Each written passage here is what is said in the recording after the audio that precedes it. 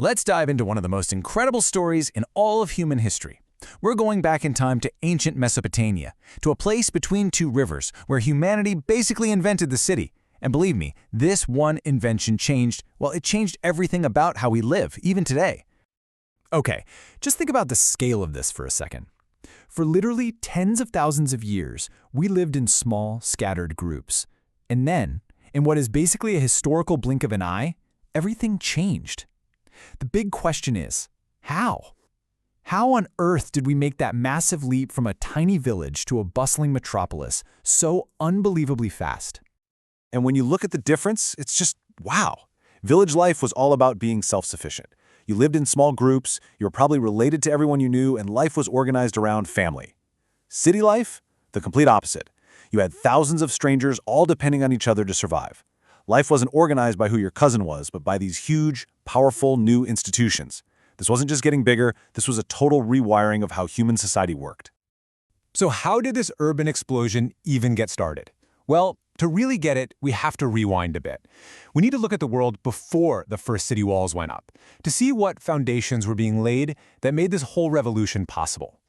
You know, the craziest part is just how fast this all happened. Most of it in a single 1,000-year stretch. Around 4500 BCE, during what we call the Obeid period, people started laying the groundwork. But the real spark, the Big Bang, ignites around 4000 BCE. This is the Uruk period, when the world's first true cities just seem to burst into existence. And by 3000 BCE, boom, it's a world of cities. An incredibly short amount of time for such a radical change. And the stage for all this drama was Mesopotamia, which was a land of wild extremes. On one hand, you had this ridiculously fertile soil between the Tigris and Euphrates rivers. You could grow massive amounts of food, way more than you needed. But, and this is a huge but, the region had almost nothing else. No stone for building, no metals for tools, no good timber. And this combination, this mix of huge opportunity and a massive resource problem, that's what forced them to get creative. The folks who first started to crack this puzzle were the Ubaid people. Now, they weren't building massive cities just yet, but they took the first critical steps. They figured out early irrigation to tame the rivers, and they built these large community buildings, we call them proto-temples, that became the social and, importantly, the economic heart of their towns. Okay, so the Ubaid laid the foundation. And right after them, we get the Uruk period. And this is the moment the fuse is finally lit. This is the urban explosion. This is where everything, and I mean everything, changes. 50,000. That's the estimated population of the city of Uruk at its peak. To put that in perspective, the biggest towns on the planet before this might have had a few thousand people, tops. This was not just a bigger village. This was a whole new kind of human existence, on a scale nobody had ever seen before. And Uruk wasn't some isolated fluke. A whole network of cities started popping up across the plains of Sumer. You had Eridu, Nippur, each with its own patron god, its own center of power. This wasn't a single event, it was a regional transformation. It was the birth of the world's very first urban landscape. So what actually makes these places cities, and not just overgrown towns? Well, a huge clue is the architecture. They started building these massive public structures, the very first ziggurats. A project like that required thousands of workers, all organized, all fed, all directed. It's physical proof that a new, highly organized society had arrived. Okay, but how do you actually manage tens of thousands of people living side by side? How do you feed them? How do you organize them? How do you keep the whole thing from just collapsing into chaos? Well, let's pop the hood and take a look at the engine that powered this brand new urban machine. Right at the heart of this engine was the temple. These weren't just quiet places for worship. No way. They were the economic command centers of the city. Honestly, the best way to think of them is as the world's first corporations. They owned huge amounts of land, they managed the grain surpluses, they ran workshops, and they paid thousands of workers in daily rations of food and beer. And this temple-run economy led to something totally revolutionary: job specialization. See, with the temple guaranteeing everyone's food, not everyone had to be a farmer anymore.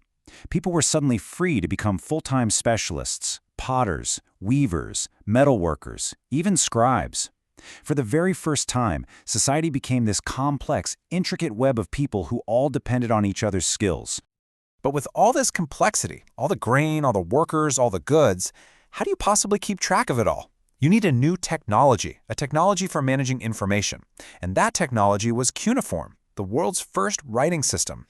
And get this, it wasn't invented to write poems or history. It was invented for accounting. Yeah, the earliest clay tablets we have aren't epic sagas. They're basically spreadsheets. This right here is like an accountant's memo, just keeping track of who got their beer for the day. So writing wasn't born from high art. It was born from the bureaucratic headache of running a massive city. Kind of amazing, right? Now, a system this new didn't just change how people worked. It completely upended the social order and created political structures that had never, ever existed before. With so much to manage, the irrigation canals, the labor force, defending the city, power started to get concentrated. It seems like it happened pretty gradually. The temple priests who were already managing the economy just gained more and more influence. And eventually all that authority, both religious and practical, centralized into one person, the priest king. And the result of all this was a brand new social pyramid. That old, relatively equal life of the village, gone.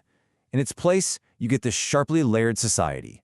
You got a tiny elite of rulers and priests at the very top, then a class of skilled workers and farmers, and then a huge base of laborers and slaves doing all the heavy lifting. This new social structure became the default model for thousands of years. So why are we still talking about this 5,000 years later? Because what happened in Sumer wasn't just some local event. This was the moment humanity created the actual blueprint for civilization itself. Remember that paradox we talked about, how Mesopotamia had no resources? Well, to get the stone and metal and wood they needed, these Sumerian cities became the hubs of enormous trade networks. They weren't just sitting there in isolation, they were powerful engines of commerce, driving trade and interaction across thousands of miles. I mean, just think about the checklist. The city itself, writing, bureaucracy, kingship, massive architecture, even the wheel for pottery and transport. This entire toolkit, this how-to guide for building a complex society, it was all developed right there in ancient Sumer. And that right there is the ultimate legacy. Every major civilization that came after in that part of the world, the Babylonians, the Assyrians, you name it, they weren't starting from scratch. They were all building on, or sometimes arguing with, the fundamental operating system for civilization that was first coded in ancient Sumer. Which really leaves us with a final thought, doesn't it? When you look at our world today, our cities, our governments, the way we manage data, how many of these fundamental systems, first dreamed up thousands of years ago on the plains of Mesopotamia, are still quietly shaping the way you and I live our lives right now?